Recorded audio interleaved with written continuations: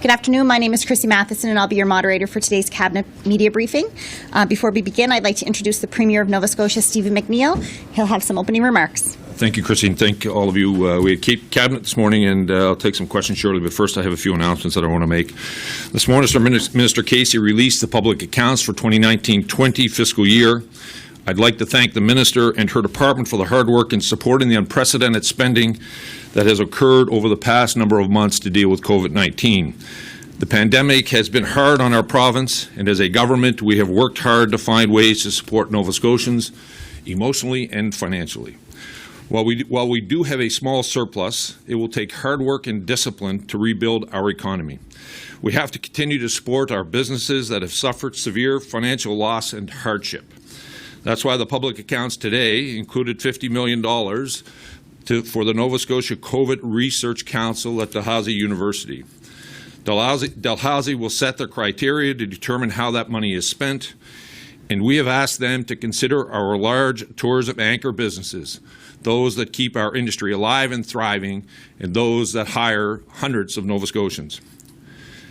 Now, in the coming days and weeks, we will see the influx of university and college students from other provinces, including those from outside of the Atlantic bubble.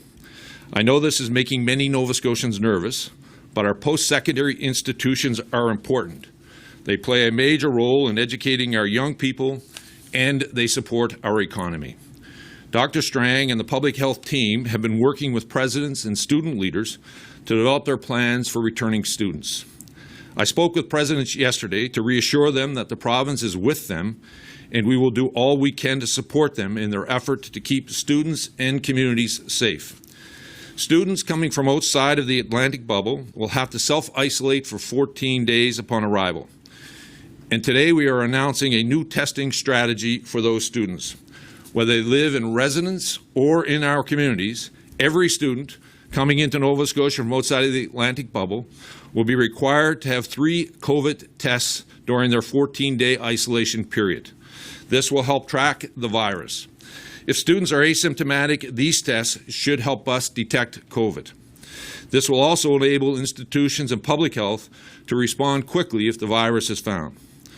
We have also improved our tracking for all those entering Nova Scotia from outside of the Atlantic bubble, not just the students, but everyone.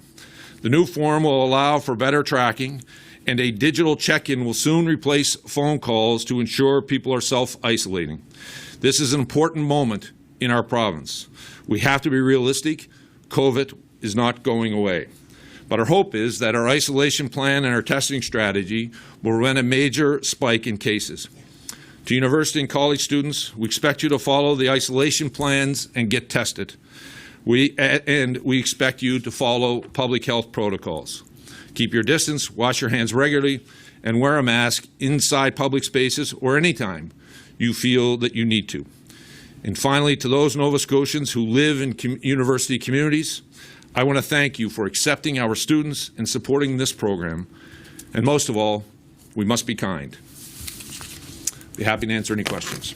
Premier, can I, on the testing thing,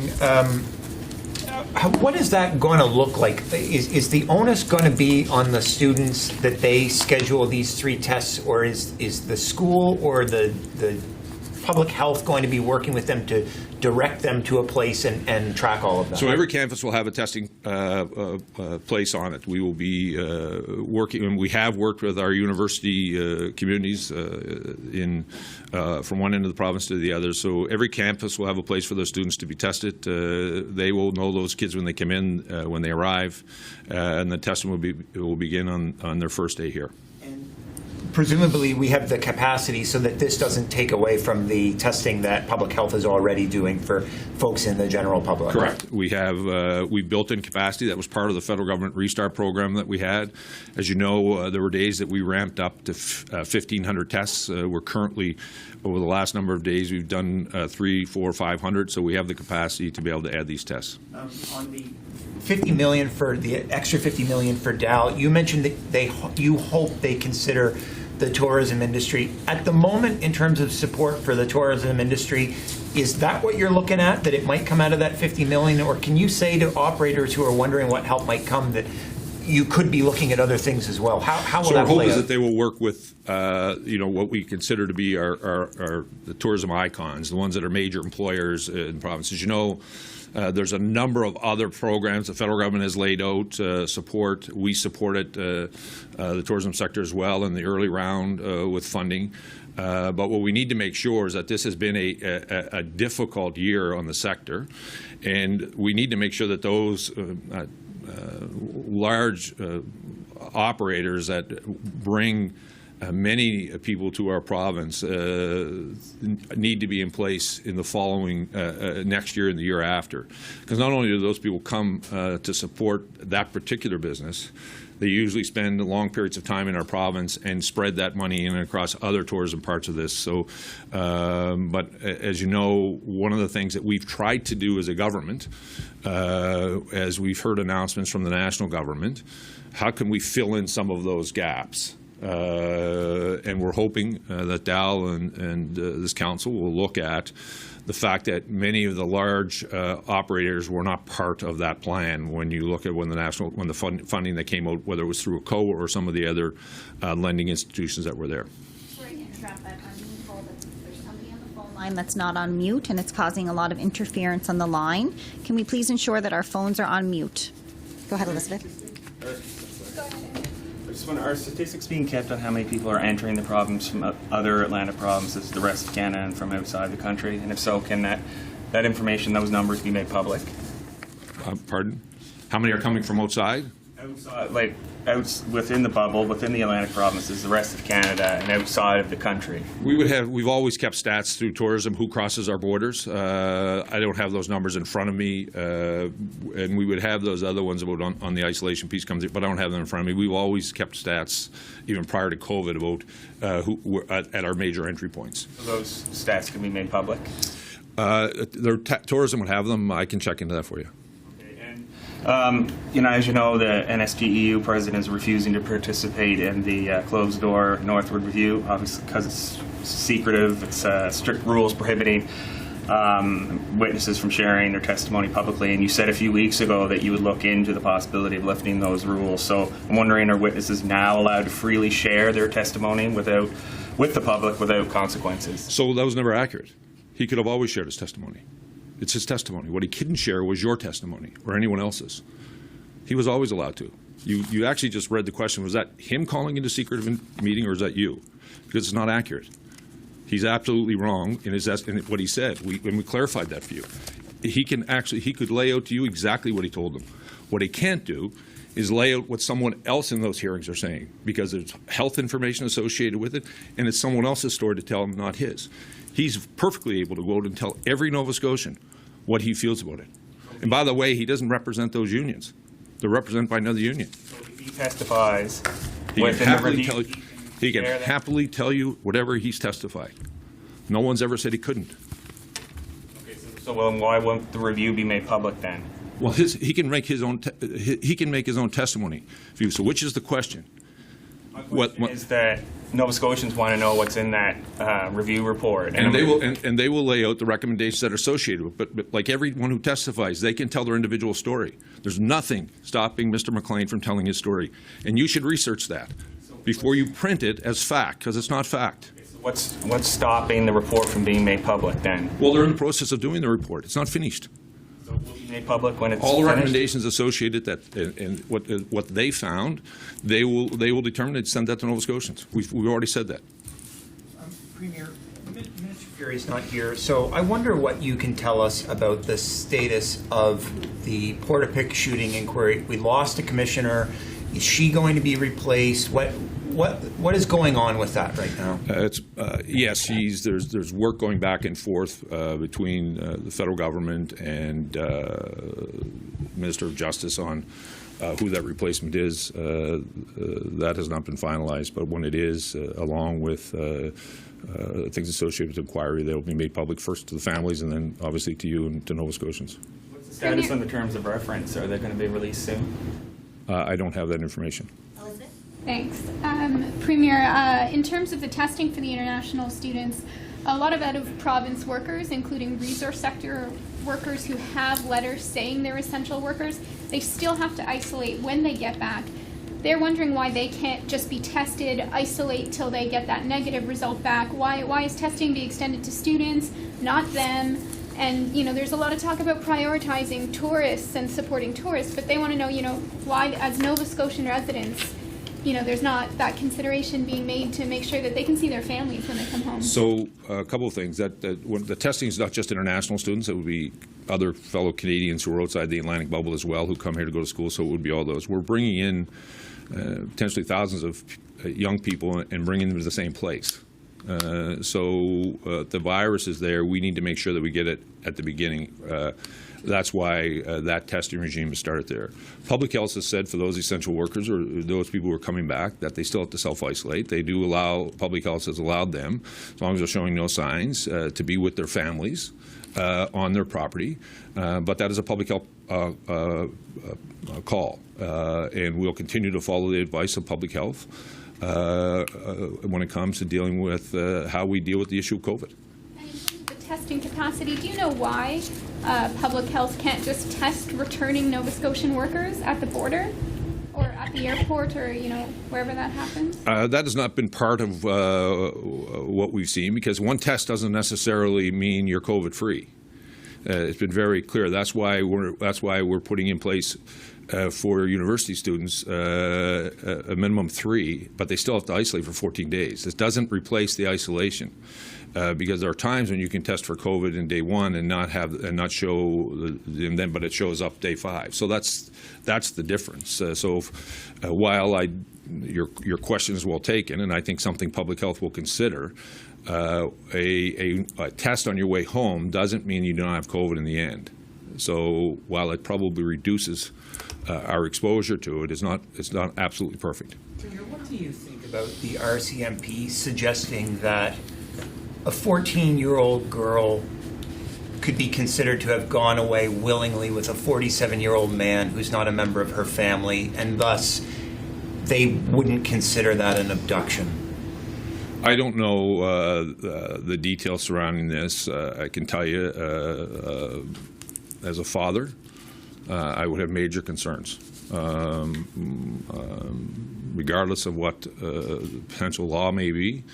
We're talking about a 14-year-old, and as a father, I would have major concerns that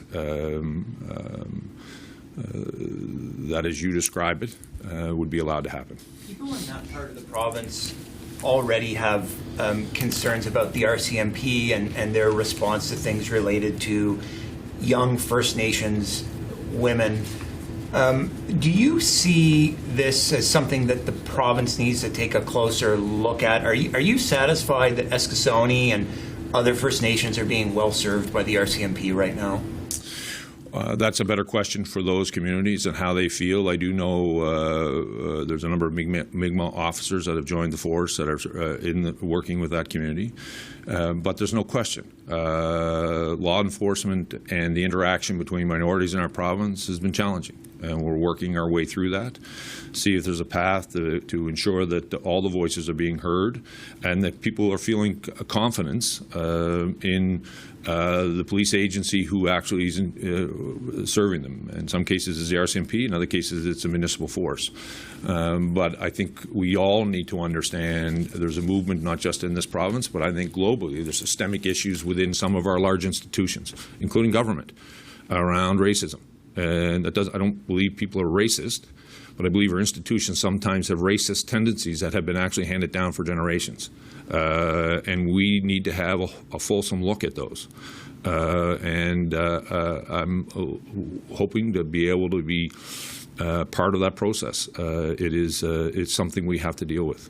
Going to the phone lines, I'm going to go to Jennifer Henderson on the phone. Jennifer, do you have a question for the Premier? Yes, good morning, Mayor. Morning. I want to know if the province has asked the federal government for any money through the Safe Restart program or any other infrastructure fund to create more places in long-term care. The federal government announced probably a month ago, one of the issues around long-term care infrastructure. I can tell you on the calls with all of the premiers across the country, we encourage them to continue that process, and we look forward to hearing whether or not that will be in capital money or how they plan on doing that. But there has been an ongoing conversation between all Canadian provinces and the federal government about dealing with long-term care facilities. Jennifer, do you have a follow-up? I'm curious to know whether you can say if the province will reopen to visitors from the rest of Canada prior to September 21st.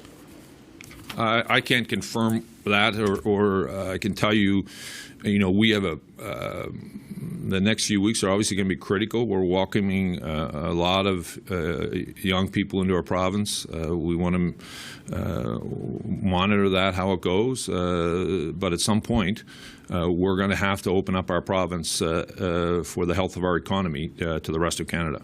Going to Keith Doucette with the Canadian Press.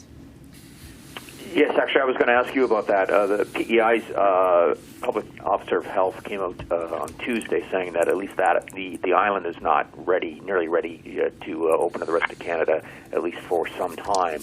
I'm wondering, given your discussions with the others, would Nova Scotia still go it alone if you deemed that it was time to do it, or are you waiting for the others? Is this going to be a concerted effort yet again, like the Atlantic bubble? No, if we will monitor that. I mean, obviously, it would be ideal if we could all go together. But if that's not possible, we'll look at our own epidemiology and potentially go it alone. Keith, do you have a follow-up? Yeah. So, again, maybe pushing you more on when that might happen. You have basically said in the past, I believe, that, we can't keep the economy moribund forever.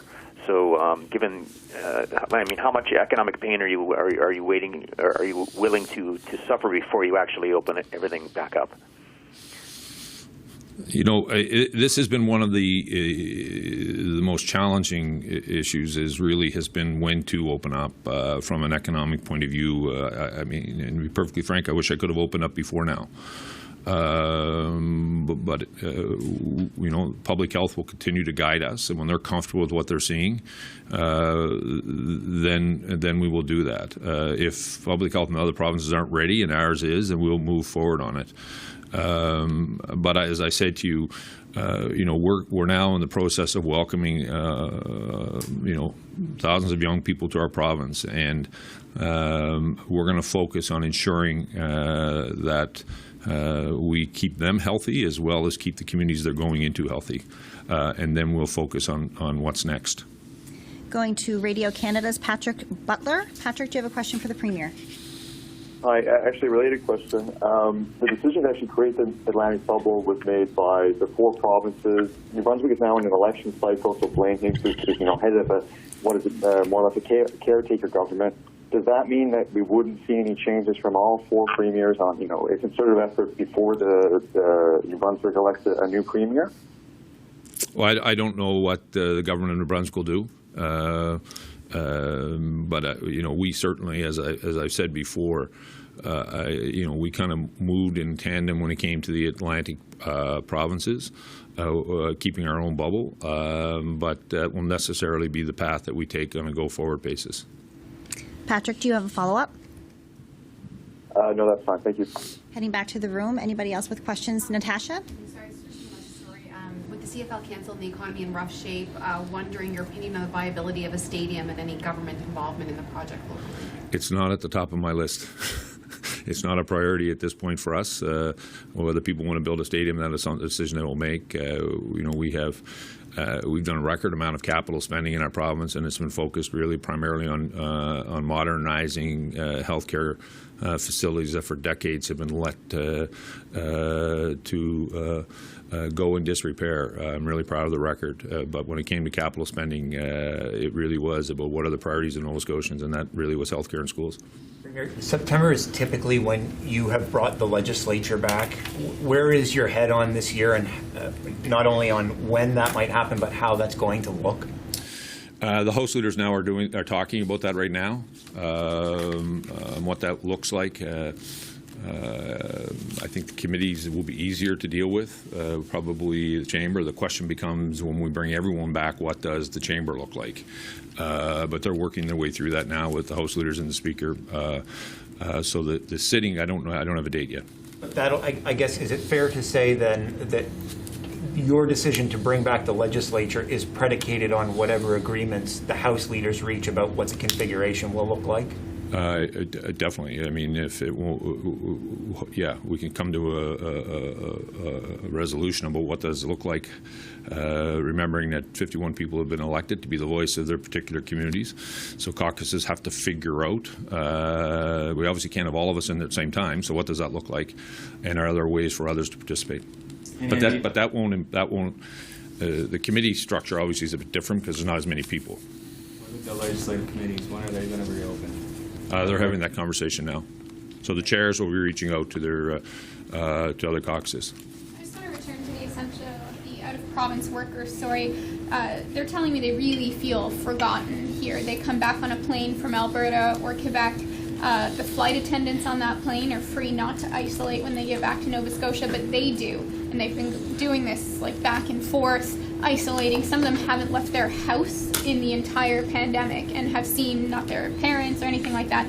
Why can't they have the same isolation requirements as, say, a flight attendant who's on the same plane as them? Well, their isolation requirements are different than it is for, so they're able to be with their family. They're, as long as they're showing no symptoms, they're able to be around their property, but it's a decision by public health. They will make that determination. And as every step of the way, I've worked with public health and will continue to do so. It doesn't mean we don't understand the challenges associated with that. But we also have to bear in mind, you'd be asking me the question if someone brought the virus back because we lifted the protocol and had a major outbreak, then I'd be blamed for that. So it's one of these things where public health has to look at what does the epidemiology look like. And as we look, and we are looking across the country, as we open up, what is the best way to do that? We're trying something here with our university students that we believe keeps our community safe, and we'll look at other options as we go forward. As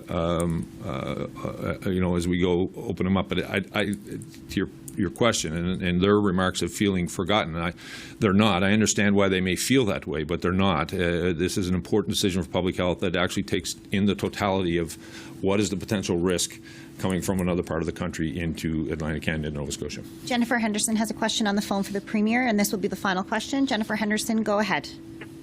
The $50 million fund, I'm just curious as to why the province feels it needs another sort of layer, if you will, the folks at Dow, to decide how to spend this money. We've got needs on the education and health sector and tourism sector. Isn't it the responsibility of government to make those decisions? Can you just be a little clearer, Premier, on why you handed this to this group? Sure. We've actually invested in education. We've invested in health. What we're talking about is funding that would have been part of last year's economic success. And as you know, we created the COVID Trust. That has to be outside of government. The decision-making power goes to that trust. They'll make the determination. When we created it originally, we had put $50 million in it with the provision to be able to add additional money if we felt it was required. We felt, and if you follow the processes that we've been doing as a government, we've been looking at the supports that have been provided by Ottawa and what financial lending institutions are doing, and how do we fill in some of those gaps. So even though we hope, quite honestly, as a government, that they will look at those major tourism icons, those big employers that have had huge financial hits, that they'll look at finding a way to support them because they've been excluded, but that'll ultimately be up to the trust. And I'm just going to finish this question for you. Yeah, you had a question for me that we. Oh, it was just a last question. Do you have an estimate on how much it's going to cost to make these accommodations or this these new measures in place for welcoming back students from out of province. Well, the universities, they will have made those. So what happens is for many of them, they're living in their own accommodations that they would have rented or the dorm that they would have been part of. The cost for us will be the testing. And we've ramped that up in conjunction with Ottawa to do that happen. And that's all the time that we have today for questions.